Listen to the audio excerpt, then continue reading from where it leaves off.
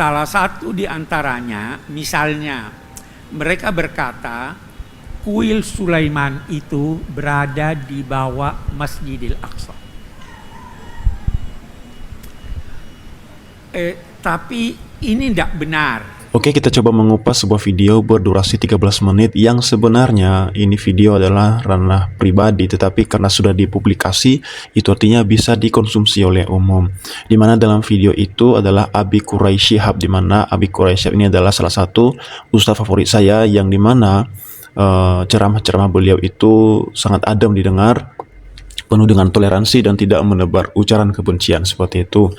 Nah, di dalam video ini sebenarnya ada seorang ibu-ibu dan mengajukan 3 pertanyaan. Yang pertama, dia menanyakan keberadaan rumah sakit yang dibangun oleh Menteri Kesehatan Indonesia, menurut dia begitu. Kemudian pertanyaan kedua, kebenaran. Apakah benar Yahudi kalau berdoa atau beribadah itu mengantuk-antukkan kepala di dinding Masjidil Al-Aqsa? Dan pertanyaan ketiga adalah siapa itu Imam Mahdi, kok ditunggu-tunggu sekali? Jadi di samping Masjid Al-Aqsa itu kepalanya diantuk-antukkan ke dinding Masjid Al-Aqsa. Itu agama Yahudi, bener nggak itu Ustadz kayak gitu? Perkembangan Taurat yang salah-salah itu kali asal-usul agama Yahudi gitu. Terus satu lagi yang terakhir, yang lain dari tema kita saat ini adalah tentang Imam Mahdi. Siapa itu Imam Mahdi itu Ustadz? Terus dari mana kita bisa dapat sumber-sumber beritanya? Kok ditunggu-tunggu banget gitu? Ya itu aja. Assalamualaikum warahmatullahi wabarakatuh. Orang-orang Israel Zionis itu ingin memantapkan keberadaannya di Palestina dengan antara lain menggunakan dalih-dalih keagamaan. Salah satu di antaranya, misalnya, mereka berkata kuil Sulaiman itu berada di bawah Masjidil Aqsa. Tapi ini tidak benar. Mereka sudah tahunan berusaha mencari, menggali apa yang mereka anggap sebagai kuil Sulaiman itu, tetapi tidak ditemukan. Nanti untuk kebenaran videonya, link videonya teman-teman bisa lihat di sebelah kanan layar atas teman-teman, di situ ada linknya.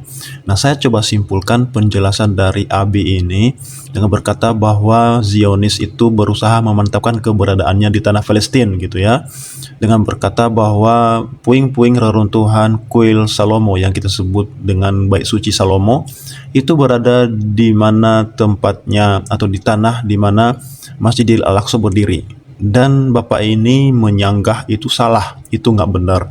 Nah, ini yang menjadi poin yang kita pelajari. Apakah benar apa yang disampaikan oleh Abi ini? Atau mungkin ada hasil yang berbeda jika kita tinjau dari sejarah dan arkeologi seperti itu. Oke teman-teman, supaya lebih ingat, lebih tahu, lebih paham, saya di sini menyediakan peta waktu, yaitu di abad 10 sebelum Masehi pembangunan Bait Suci yang pertama oleh Raja Sulaiman. Ya, perhatikan.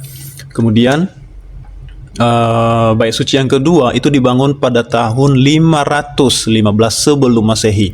Artinya ada Bait Suci yang pertama dan ada Bait Suci yang kedua, dan yang membangun beda-beda. Yang pertama dibangun oleh Raja Sulaiman, dirobohkan, kemudian dibangun kembali di tempat yang sama pada tahun 515 sebelum Masehi oleh Nabi Nehemia dan kawan-kawan pada zaman Nabi Nehemia. Tetapi naasnya adalah Bait Suci yang pertama itu dibangun, maksudnya dihancurkan oleh Raja Nebukadnezar, bangsa Babilonia, pada tahun 586 sebelum Masehi. Itu artinya Bait Suci yang pertama itu berdiri kokoh selama 500 tahun setelah dia dibangun dan dihancurkan pada tahun 586. Kemudian Bait Suci yang kedua tadi itu dihancurkan juga pada tahun 70 setelah Masehi. Nah, ini artinya setelah Masehi. Itu artinya Yesus sempat ketemu dengan Bait Suci yang kedua itu. Nah, sebagai patokan waktunya, kita lihat di sini, Yesus lahir pada abad pertama. Nah, kita tahu di sini 1 Masehi. Kemudian kita lihat 70 tahun setelah itu baru bait suci dihancurkan.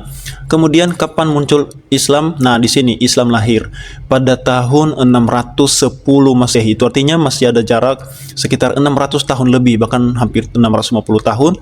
Disinilah penanggalan dimulai tahun 1 Hijriah. Nah, di sini Islam lahir di Jazirah Arab, ya kan? Nah, kemudian kita lihat lagi selanjutnya. Ada satu yaitu terjadinya perang salib di Yerusalem pada tahun 1096 dan juga pada tahun 1291. Nah, itu artinya 1000 tahun setelah Yesus naik ke surga. Setelah 1000 tahun setelah zaman Yesus terjadinya perang salib di Yerusalem. Kemudian kita lihat bahwa Israel memerdekakan diri, atau merdeka itu berdaulat kembali menjadi suatu negara yang sah itu pada tahun 1948. Nah, di sini itu artinya setelah mereka kalah di sini, mereka banyak berdiaspora ke Rusia, ke Amerika, ke Eropa. Akhirnya mereka kembali lagi menjadi negara yang berdaulat seperti yang kita kenal sekarang ini. Itu artinya mereka sudah menghabiskan hampir 2000 tahun lamanya baru kembali berdaulat menjadi suatu negara yang merdeka. Nah, jadi kalau kita lihat kurang lebih seperti ini. Sekarang tahun 2024 ya, di sini kalau kita berbicara tentang bait suci, itu artinya kita seolah-olah kembali pada 3000 tahun yang lalu. Nah, ini sudah jauh sekali ya. 3000 tahun yang lalu. Tetapi bait suci yang pertama itu telah roboh dan diganti oleh bait suci yang kedua juga telah roboh. Kemudian yang tersisa sekarang adalah puing-puingnya. Nah, sekarang kita akan lihat video yang menjelaskan tentang kondisi atau posisi atau letak geometris dari lokasi bait suci itu.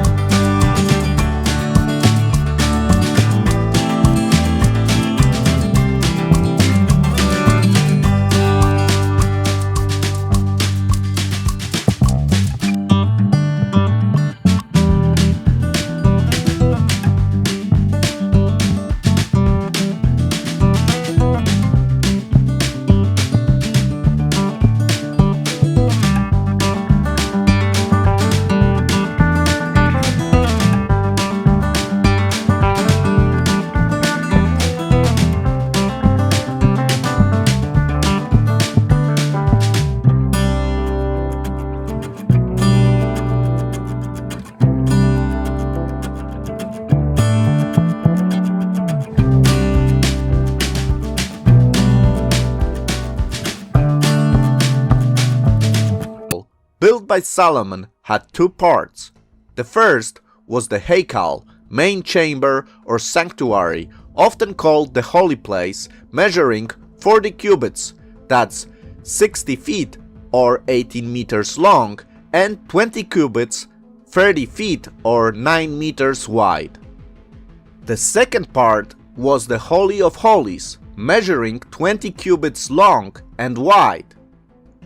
Those are the measurements we find in 2 Chronicles chapter 3. Together, therefore, the structure was 60 cubits long, that's 27 meters, 20 cubits wide, and 30 cubits, that's 14 meters high. On this model, however, you can see that the building is additionally comprised of stairs, a platform, and a porch supported by giant pillars. But those are basically the measurements of the temple.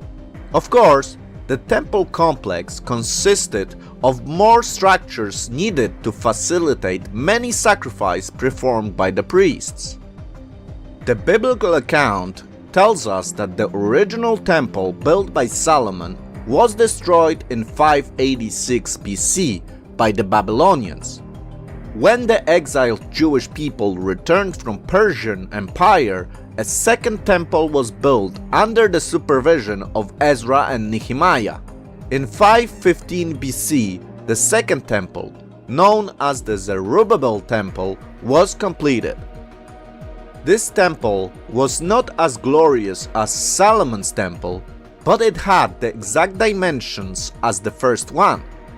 As years passed, the temple complex grew, but the Holy of Holies and the Holy Place dimensions stayed the same. Significant extensions to the temple complex were made in the Hashmonean and Herod the Great periods. The Hashmoneans extended the platform on which the temple stood to the south, while Herod the Great expanded the platform to the north, west, and south. No significant extensions to the temple platform were made to the east due to the steep Kidron Valley that made it impossible.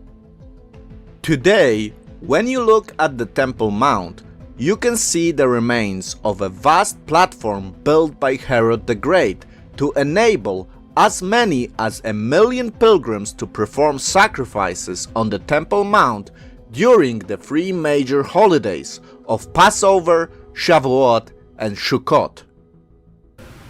Salah satu di antaranya, misalnya, mereka berkata, kuil Sulaiman itu berada di bawah Masjidil Aqsa. Tapi ini tidak benar. Mereka sudah tahunan berusaha mencari, menggali apa yang mereka anggap sebagai kuil Sulaiman itu, tetapi tidak ditemukan. Ini membuktikan bahwa sebenarnya itu tidak ada. Yang mengherankan bahwa Bapak itu dengan tegas menyatakan bahwa itu tidak ada. Yang bisa diartikan bahwa apa yang disebut sebagai Bait Suci Salomo adalah kisah yang salah atau salah sama sekali. Kita tidak paham kenapa beliau berkata seperti itu.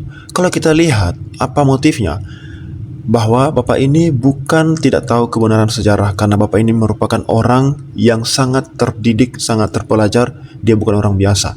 Tetapi kita coba memahami, kita coba melihat dari perspektif yang berbeda, bahwa apa yang melatar belakangi, apakah Bapak ini benaran tidak tahu? Tapi tidak mungkin juga. Atau mungkin kalau kita berandai-andai, mungkin Abi ini menjawab sesuai dengan apa yang dapat dipahami oleh audien pada saat itu dan memilih untuk mengiyakan saja untuk menghindari pertanyaan yang berkelanjutan. Saya perspektif positifnya saya berpikir seperti itu, tapi kalau ditanya apakah Bapak tidak tahu sejarah itu, saya tidak yakin. Si Bapak Abi Quraisyhab pasti tahu kebenaran sejarah bahwa memang 3000 tahun yang lalu berdiri di tempat itu Bait Suci yang disebut dengan Bait Suci Salomo, yang dapat dibuktikan secara arkeologi dan itu tidak bisa dihapuskan. Terima kasih. Assalamualaikum.